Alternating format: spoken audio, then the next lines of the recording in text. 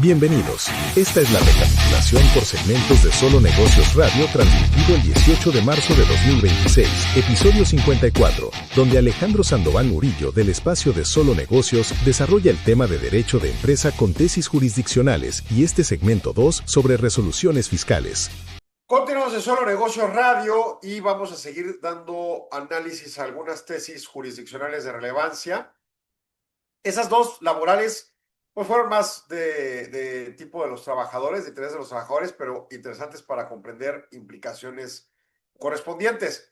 Ahora nos vamos a temas de índole fiscal. Y estas son tesis resueltas por el Tribunal Federal de Justicia Administrativa. Primer tesis, la 48099, que denomina su rubro dictámenes de estados financieros, alcance de la presunción de legalidad que gozan. Es una tesis de jurisprudencia 9 de la Sala Superior 159. El 9 es la época, perdón. La jurisprudencia 159 de la Sala Superior. La tesis ubica la materia del Código Fiscal, identifica la clave 159 con dictámenes de estados financieros. El punto de partida es la interpretación del artículo 52 del Código Fiscal de la Federación, que reconoce a los hechos asentados en dictámenes de estados financieros una presunción de veracidad. La presunción se ha entendido tradicionalmente como una ventaja probatoria en favor del contribuyente, derivada del cumplimiento de obligaciones que deben dictaminarse por contador público autorizado para tales efectos. La tesis aclara que, a pesar de esa presunción, el dictamen tiene naturaleza de opinión técnica emitida por profesional independiente, que actúa como auxiliar de la administración tributaria, pero no tiene investimiento de función pública, no ejerce una función pública. El dictamen, por lo tanto, no es una resolución de la autoridad ni refleja la voluntad de la administración fiscal. Es un estudio contable y fiscal que describe la situación del contribuyente. De acuerdo. Bajo esa óptica, el tribunal sostiene que el dictamen no implica por sí mismo el ejercicio de la facultad revisora del Estado. La presentación del dictamen no limita ni sustituye la facultad de comprobación contemplada en el 49 del Código, ni impide a la autoridad llevar a cabo visitas domiciliarias, revisiones de gabinete, revisiones electrónicas u otros actos de fiscalización. La tesis precisa que cuando la autoridad ejerce sus facultades de comprobación, puede requerir al contribuyente la información y documentación que requiera para el cumplimiento de las obligaciones, incluso teniendo dictaminado los financieros y enterados ante la autoridad, ¿no? El contenido del dictamen es un elemento más de análisis, pero no vincula a la autoridad ni restringe su apreciación.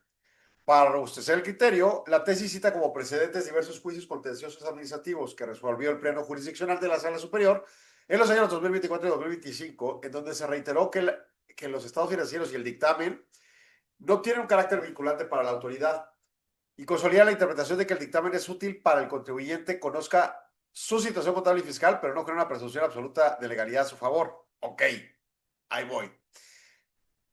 De acuerdo. Pero también el tribunal tiene que reconocer los yerros que ha cometido. Porque sí puedo entender que el sistema fiscal a través del Código Fiscal determine ciertos procedimientos y metodologías para desarrollar una contabilidad fiscal, pero en principio la existencia de la operación comercial no nace por el mundo fiscal.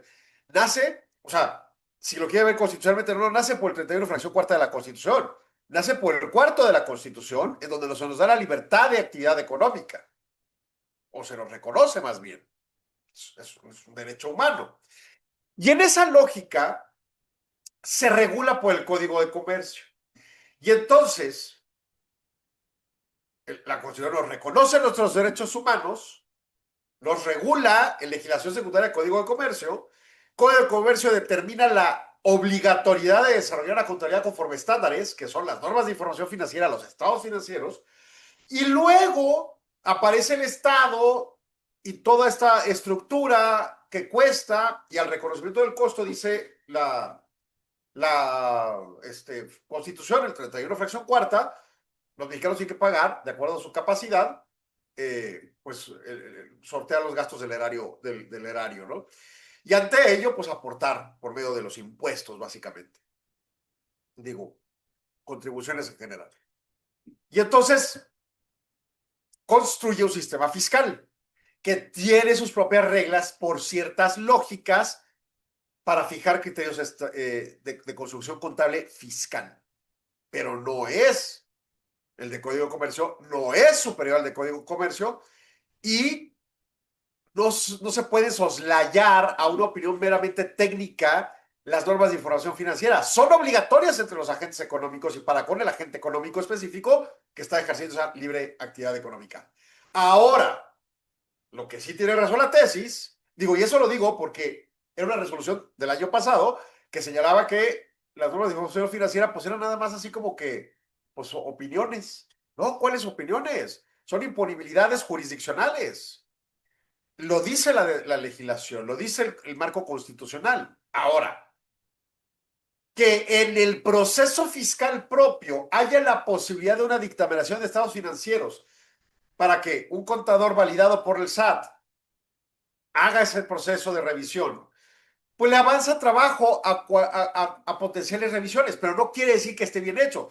O sea, esa es la misma lógica del proceso de fiscalización. Yo me hago mis declaraciones, yo pago de buena fe mis impuestos y ya será la autoridad si me quiere revisar. Pues lo mismo con el dictamen de estados financieros. Yo hago bueno, yo mando a hacer con un contador certificado o registrado ante la autoridad para dictaminación, hago mi dictaminación, se entera ante el SAT y ayuda bastante, pero no quiere decir que sea prueba plena y ya una posición absoluta en la que el SAT diga, ah, ya no te voy a revisar nunca más. Eso no pasa así. Pero, de nuevo, no porque las normas de información financiera ni los estados financieros tengan una minusvalía frente a la constructo fiscal de contabilidad.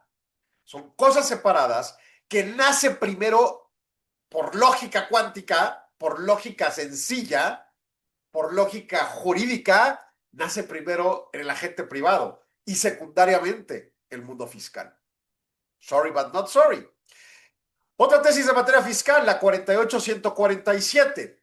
La tesis se ubica sobre el impuesto de la renta y es de salas regionales del Tribunal Federal también. Bueno, el título es deducción de activos intangibles.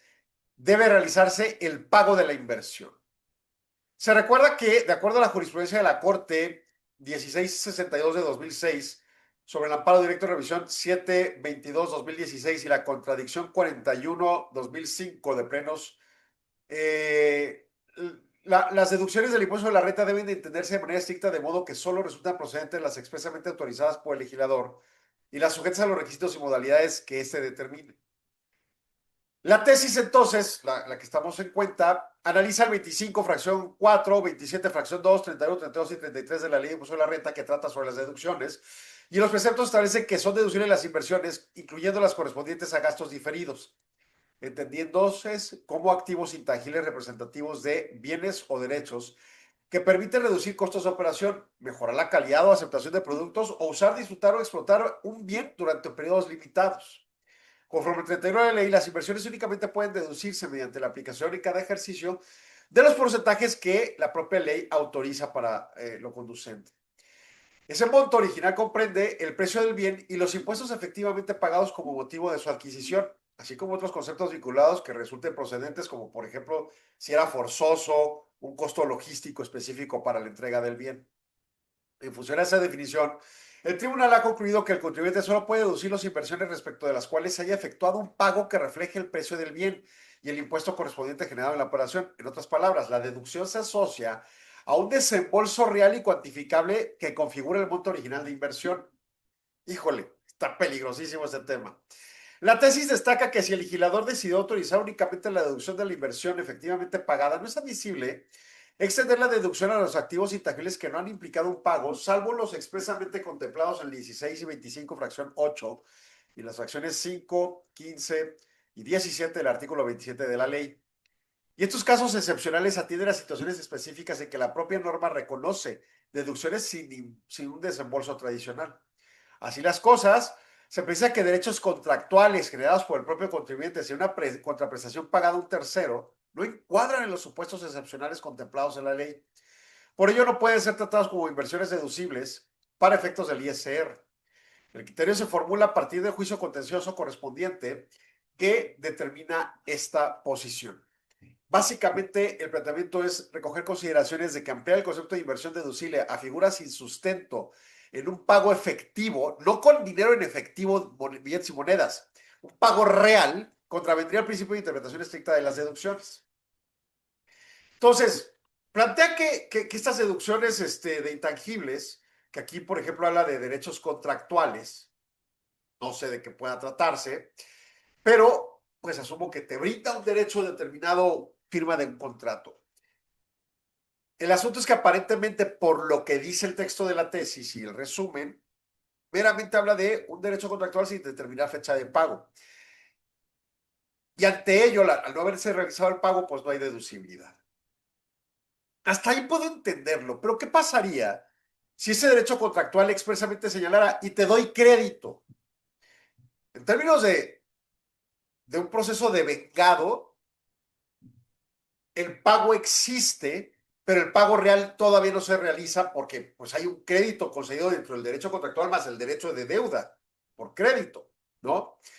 Entonces, yo no sé si ahí, y a mi entender en el proceso de inversiones, sí podría caber la posibilidad y el escenario de aplicar, por ejemplo, deducciones a activos tangibles que se están pagando a crédito, aunque no hayan entrado en ese proceso de pago real, pero contablemente sí entró. Entonces, yo no sé si ese sea el caso, pero lo cierto es que sí, como que tanto el asunto, yo pensaba un activo intangible, pues no sé, la marca o una patente. Derecho contractual es algo contratado con un tercero, también ahí tiene su manipulación, y luego aparte, pues ni siquiera se pagó, ¿no? Entonces, pues bueno, creo que sí tiene dolencias el asunto. Como sea, yo tengo que ir a un corte, no se vaya, siga con nosotros aquí en Solo Negocios. Agradecemos su atención. Solo Negocios Radio se transmite de lunes a viernes de 4 a 5 p.m. a través de Radio Mexicana 1300 AM en Ciudad Juárez o en nuestro abanico de diversas redes sociales. Si gusta ver los siguientes segmentos, el programa completo u otros programas y segmentos, siga indicaciones en el texto adjunto o visite www.solonegocios.mx. Solo Negocios Radio, propiedad de Solo Negocios, Inteligencia Multimedia, división de Solo Negocios Controladora, en alianza con Radio Mexicana. Nuestras noticias presentaron.